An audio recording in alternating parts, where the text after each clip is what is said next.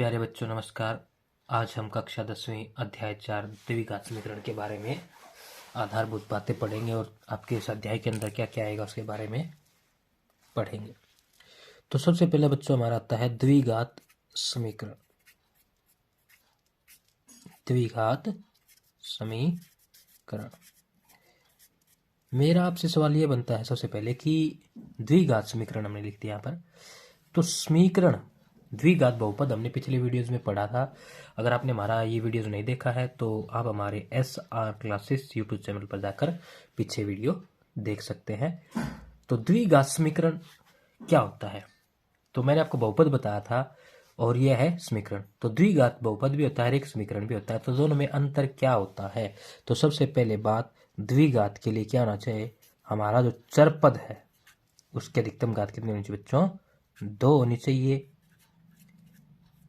इसका व्यापक रूप इस प्रकार होता है, यदि मैं इसे ऐसे ही लिखकर छोड़ दूं ax की 2 जमा bx जमा c, यहां पर x क्या है, आपका चरपद है। यदि मैं इसे इस प्रकार लिख के छोड़ दूं तो ये तो हमारा क्या जाएगा, बहुपद। तो ये क्या बच्चों, हमारा बहुपद। कौन सा बहुपद, द्विघात बहुपद। कौन सा बहुपद बच्चों, द्विघात बहुपद। और इसी को यदि मैं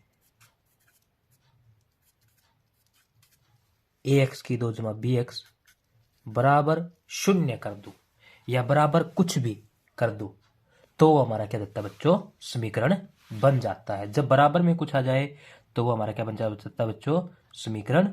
और यदि बराबर का चिन्ह नहीं लगाओगे तो क्या रहेगा, वो बहुपद रहेगा। और यहाँ पर a b और c, आपका जो a है, b है और c है, ये क्या होंगी, वास्तविक संख्याएं होंगी। अब आता है बच्चों इसके शून्यकों की बात। तो द्विघात समीकरण के शून्य कितने होंगे, मैंने आपको पीछे भी बताया था।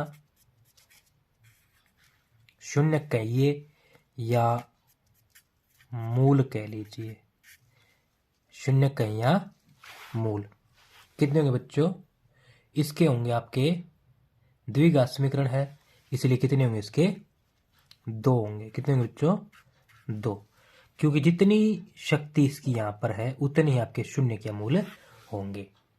ठीक है प्यारे बच्चों, इनको हम अब किस प्रकार हम प्राप्त कर सकते हैं। शून्य का मूल निकालने के लिए हमारे पास कुछ तरीके होते हैं, कुछ विधियां हैं, जिनमें से एक होता है हमारा क्या, गुणन खंडन विधि। ठीक है, दूसरा आपका होता है, दूसरा होता है बच्चों हमारा मध्य पद विभक्त विधि। और तीसरा बच्चों हमारा होता है क्या, सर्वसमी का प्रयोग से। सर्वसमी का प्रयोग से, यानी कि हम उसमें कहीं सर्वसमीका बन रही है तो सर्वसमी का प्रयोग से कर सकते हैं। चौथा हमारा होता है बच्चों, जिसके अंदर आपका पूर्ण वर्ग विधि द्वारा, इसके अंदर हम पूर्ण वर्ग बनाकर उसको हल करते हैं। पांचवा होता है बच्चों हमारा द्विघाती सूत्र द्वारा। किसके द्वारा बच्चों, द्विघाती सूत्र द्वारा। तो हमारी जो इकाई है इसके अंदर हम मध्यपक्त विभक्त विधि हमारे प्रयोग होगी, एक पूर्ण वर्ग विधि प्रयोग होगी और पूर्ण वर्ग विधि के अंदर ही सर्वसमीका का प्रयोग भी हो जाएगा, और एक होगा हमारा द्विघाती सूत्र विधि द्वारा। तो मैं आपको इन तीनों विधियों के बारे में विस्तार पूर्वक बता देता हूं। मध्य पद विभक्त विधि, इसी को आपकी गणित के अंदर अभी जो है गुणन खंडन विधि कहा जाएगा। क्या कहा जाएगा बच्चों, गुणन खंडन विधि द्वारा। आपके अभ्यास के अंदर सवाल आपको मिलेगा गुणन खंडन विधि द्वारा इसके मूल ज्ञात कीजिए या शून्य ज्ञात कीजिए। तो मैं आपको एक उदाहरण लेकर इसके विषय में थोड़ा सा समझा देता हूँ। तो हमने उदाहरण ले लिया 2x की 2 घटा 7x जमा 3 बराबर 0। हम इसको क्या करेंगे, मध्य पद विधि द्वारा।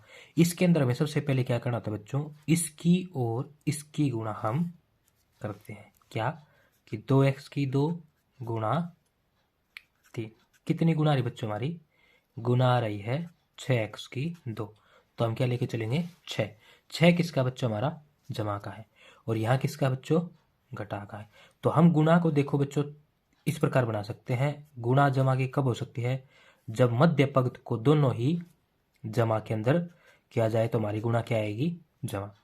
या फिर दोनों ऋणात्मक हो तो हमारी गुणा किस में आएगी, जमा, धनात्मक में आएगी। और या फिर गुणा कैसे आएगी, एक घटा का और एक जमा का हो तो गुणा किसकी आएगी बच्चों, हमारी घटा आएगी। यहाँ जमा और फिर घटा हो तो क्या आएगी, गुणा घटा आएगी, ऋणात्मक आएगी। तो हमें गुणा कैसी लेनी बच्चों, धनात्मक लेनी है।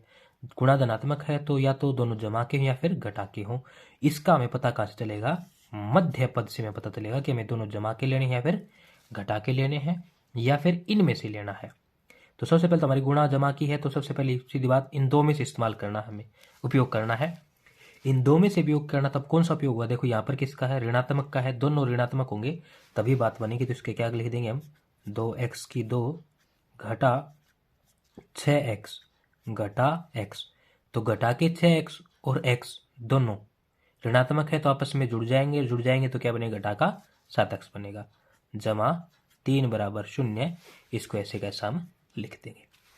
इतना लिखने के पश्चात अब आप देख सकते हैं कि जब हम घटा के 6x और माइनस x, घटा के 6x गुणा घटा का x या ऋणात्मक x की गुणा करेंगे तो क्या जाएगा, सबसे पहले तो ऋणात्मक क्या जाएगा, धनात्मक बदल जाएगा। 6 ऐसे कैसा, x गुणा करके बन जाएगा 6x की 2, और यही गुणा में यहाँ लेकर आनी थी। तो इस प्रकार के मध्य पद को हमने व्यक्त कर दिया। इसके पश्चात हम इन दोनों में देखेंगे उभयनिष्ठ क्या है। इन दोनों के अंदर बच्चों हमारा क्या उभयनिष्ठ है, सबसे पहले तो 2 उभयनिष्ठ है, 2 को बाहर निकाल देंगे। फिर क्या उभयनिष्ठ बच्चों, x उभयनिष्ठ है, x को ले लेंगे यहाँ पर। तो इसके अंदर यहाँ से क्या निकल गया, 2 निकल गया और x निकल गया, तो यहाँ क्या बच जाएगा, सिर्फ मात्र x बच जाएगा। और इसमें क्या बचेगा, x चला गया, 2 से इस पे भाग करो तो कितना आएगा, 3 आ जाएगा। अब इसके अंदर देखेंगे हम क्या उभयनिष्ठ ले सकते हैं कि जिससे ये इसके जैसा दिखने लग जाए। तो यहाँ घटा का x है, जमा का 3, हमें किसका चाहिए, जमा का x चाहिए और घटा का 3 चाहिए। तो हम ऋणात्मक 1 को उभयनिष्ठ लेंगे जिससे ये क्या जाएगा, जमा का हो जाएगा, और ये बच्चों घटा का हो जाएगा, बराबर 0 कर देंगे। अब ये इस पूरे के अंदर देखेंगे उभयनिष्ठ क्या है। इन दोनों के उभयनिष्ठ क्या है बच्चों, x घटा के 3 है, x घटा के 3 आपका बच्चों इसमें क्या है, उभयनिष्ठ है। अब x घटा के 3 उभयनिष्ठ है, यदि यहाँ से मैं x घटा के 3 खत्म करूं या गायब कर दूं तो क्या देगा, 2x। उसी प्रकार यहाँ से अगर इसको गायब कर देगा क्या बचेगा, -1। तो क्या आ जाएगा आपके पास, दूसरा 2x घटा 1 बराबर 0। अब हम बारी बारी एक बार इसको बराबर 0 और एक बार इसको बराबर 0 करके इसके मूल ज्ञात कर सकते हैं। ये होता है हमारा मध्य पद विभक्त विधि द्वारा या फिर गुणनखंड विधि द्वारा आपके मूल ज्ञात करना द्विघात समीकरण के। अब हम करेंगे आगे पूर्ण वर्ग विधि द्वारा। पूर्ण वर्ग विधि के अंदर हमने आपका उदाहरण दिया है x की 2 घटा के 7x जमा 12 बराबर 0 का। तो इसमें बच्चों हम क्या करेंगे, इसके अंदर हम इस विधि के अंदर हम क्या करेंगे बच्चों, जो आपका मध्य पद है x वाला, इसको हम 2 से भाग करेंगे। जैसे कि इसमें हमारा क्या है, 7x है माइनस का, इसको 2 से भाग करेंगे तो क्या जाएगा, 7/2। तो इसके अंदर हम किसका इस्तेमाल करेंगे, इसका जो गुणांक बन गया 7/2 का। तो क्या करेंगे, x की 2 घटा 7x जमा 12 घटा 7/2 का वर्ग, और इसी को इसके अंदर जोड़ भी देंगे। इस प्रकार लिखेंगे बच्चों। और फिर इसके पश्चात ये जो हमारा मिडिल टर्म है इसको हम थोड़ा सा चेंज करेंगे। क्या करेंगे, इसको 2 से गुणा करेंगे। अब यहाँ पर 2 गुणा 7 अब इस टर्म का जो हमने ये बनाया है इसका यहाँ प्रयोग करेंगे, गुणा x जमा 12 घटा 7/2 की 2 जमा 7/2 की 2, इस प्रकार से लिखेंगे। अब हम क्या करेंगे, अब हम यह देख सकते हैं कि ये x की 2 जो है इसका प्रयोग क्या कर सकते हैं, इसको लिख सकते हैं x की 2 घटा 2 गुणा 7/2 गुणा x। तो यानी कि हमने क्या किया, यहाँ पर इसको 2 से भाग किया, 2 से ही गुणा कर दिया। इस प्रकार लिखने पश्चात अब हम किसका इस्तेमाल करेंगे बच्चों, इस जमा वाले का इस्तेमाल करेंगे। क्या लिखेंगे, जमा 7/2 की 2 जमा 12 घटा 7/2 की 2। अगर हम ध्यान से देखें तो बच्चों मैसेज समीकरण बन गई कौन सी,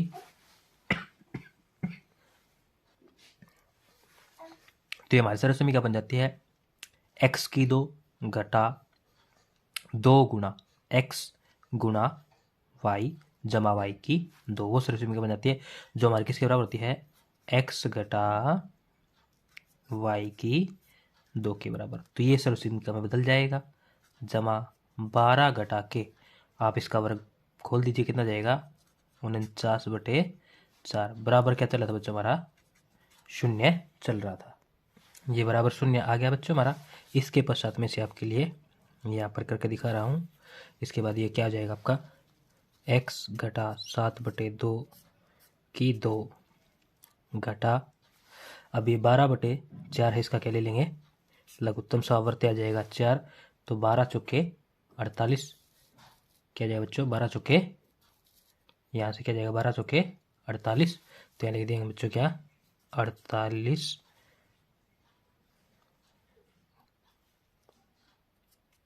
घटा क्या जाएगा, यहाँ क्या बच्चों 49/4, तो यहाँ क्या जाएगा 49 का 49 आ जाएगा, बराबर क्या रह जाएगा आपका 0 रह जाएगा यहाँ से।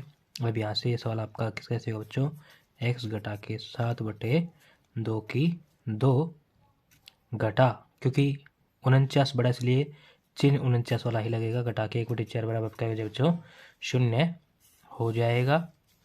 और इसके बाद ये सवाल इस प्रकार होगा आपका, x घटा के 7 की 2 बराबर, इसको इस तरह भेजेंगे, जब पक्ष से दूसरे पक्ष में जाएगा तो चिन्ह बदल जाया करते हैं, घटा वाला जमा जाता है, जमा वाला घटा जाता है, तो जाएगा इसका जमा का। इस प्रकार होने के पश्चात हम क्या करेंगे, घटा के 7/2 की शक्ति ये जो 2 है इसको इस तरह भेजेंगे, तो आपका क्या जाएगा ये बच्चों, ये बन जाएगा आपका क्या वर्गमूल।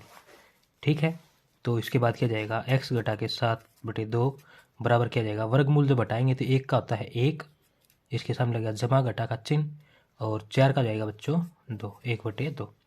तो एक बार तो इसको जमा का लेके करेंगे, एक बार घटा लेके करेंगे। कैसे करेंगे देखो बता देता हूँ आपको, जमा घटा 1/2, इसको इस तरह भेजोगे तो क्या जाएगा ये जमा का 7/2। इससे आगे आप इसका लघुत्तम लेके सवाल के उत्तर निकाल सकते हैं, वही आपके क्या जाएंगे, इसके 2 मूल हो जाएंगे। तो ये है बच्चों हमारी क्या पूर्ण वर्ग बनाने की विधि। पूर्ण वर्ग बनाने की विधि को मैं एक बार फिर से बता देता हूँ। सबसे पहले हम क्या करेंगे, इसका जो बीच वाला पद है इसके बटे 2 करेंगे, और फिर इसका 2 करने के पश्चात उसका वर्ग इसके अंदर घटाएंगे, उसी को जोड़ेंगे। उसके पश्चात क्या करेंगे अगले स्टेप के अंदर आपका जो ये है इसके अंदर क्या करेंगे, इसी के अंदर 7 इसको 2 से भाग देके 2 से यहाँ गुणा करेंगे, 2 से भाग करेंगे और उसके से लिखेंगे, और उसके पश्चात जो जमा वाला पद है उसको यहाँ 7 ले लेंगे, जैसे कि हमने इसमें ले रखा है। ये आपकी सर्व समीकरण बन जाएगा, और फिर दूसरा वाला जो बचा है उसका वर्ग करके उसको घटा के उसका लघुत्तम लेके इस प्रकार उसको यहाँ से हल करेंगे, और उसके पश्चात ये इस प्रकार आएगा।